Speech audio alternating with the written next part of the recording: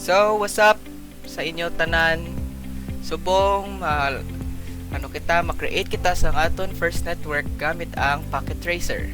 So, start creating a network by first selecting the end devices. Add a generic PC and a generic server.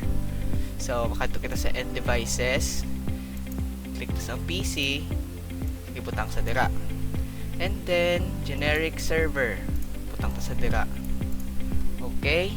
Tapos na sa step 1, sa step 2 kita.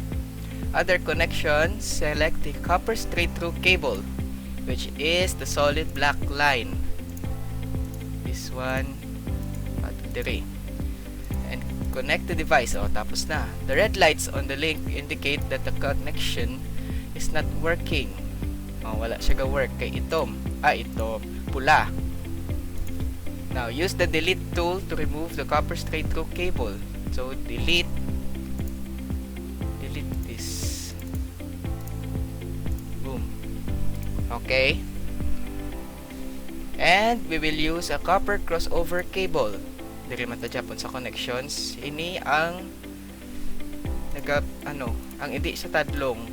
I mean, jug lines. Now you can see green na siya. Yeah. The light should turn green at this point. So, na-green na siya. Then, let's go to step 3. Click on the PC. Paying attention to the link lights, turn the power off and on. So, kung patyon ta sa, makita ta nga pula ang linya. Kung paandaron ta, ka-green, which means nga connected siya. Okay? Just like that. And then, try naman natin sa server. Bali aton nga server ang iya switch. Are. Zoom in ta lang siya para makita. So, as you can see, pag off, pula. Pag under, is green. So, just like that. So, dirito sa step 4. Try all the 3 ways to learn about the devices. So, first, mouse over to the devices to see basic configuration information. So, are siya. Dili ka muna makadto, i-click nyo lang ni ang config. Just like that. Tapos sa server, same, config man. Okay, just like that. Pagkatapos, use the inspect tool to view the tables in network device. Will build as it learns about the network around it. In this example, open ARP tables since the devices have not been configured yet. The ARP tables are empty. So, click na ng inspect tool, ARP table, so wala siya unod. Same with the server, ARP table, wala siya unod. Okay. So, number 5, open the PC configuration window and change the settings using the config tab. So, na ta, config. Change the display name to client. And set the DNS server to 192.168.0.105. Tapos sa interface, ang fast internet, iset na to na IP address to this one. So, 192.168.0.110. Then, close lang. So, automatic na siya nga gina-calculate sa packet tracer ang iban nga values dito. And make sure na ang port status box is checked. This one. Also this one.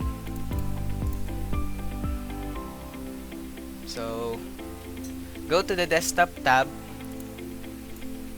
and click on IP configuration. So, dire, desktop. IP configuration.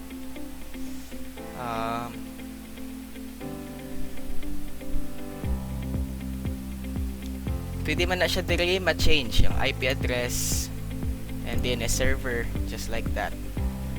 Okay, so makato naman ta sa server. Kato ta sa config.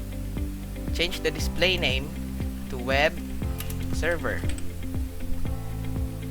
Then, click sa fast ethernet liwat and set na doon yung IP address sa 192.168.0.105.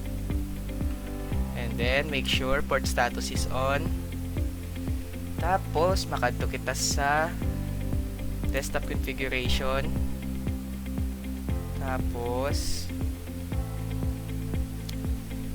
set natin ang domain name sa ID.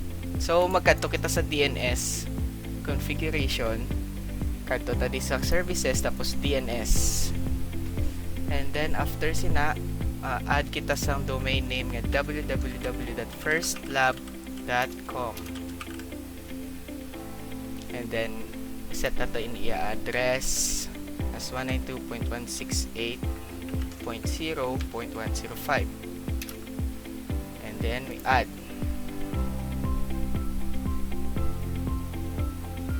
And finally, check to make sure that the service for DNS is on. So ari siya dapat naka-on, and pwede mo na siya ma-close. So reposition the network devices by dragging them into a new location. Just like that. Pwede mo na siya mahulag misan diin. So like that, like that. Pwede mo man sila ma-select kag madungan hulag. Okay. And then ma-add kita sa network description gamit ini letter I sa babaw sa top right. So this is our first network. Then next time ko mag-click, na siya dira. And then ma-add kita sa text labels. So we will add text labels using the place note. And then this is my first network. Pwede makabuta-kabutang misan ano lang. Pwede mo na siya ma-move. That, just like that. And then maputang kita background gamit ang set tiled background. So pili lang kamo daw sa inyo gusto, apply. So ako muna akong gamiton. Arisaw. Pwede ka makapili bisan gusto nyo. Tapos last, save your work using the file save as option and create a meaningful file name. My first network. Ibutang ko lang siya sa desktop para malupos natin makita. So that's it. We created our first network.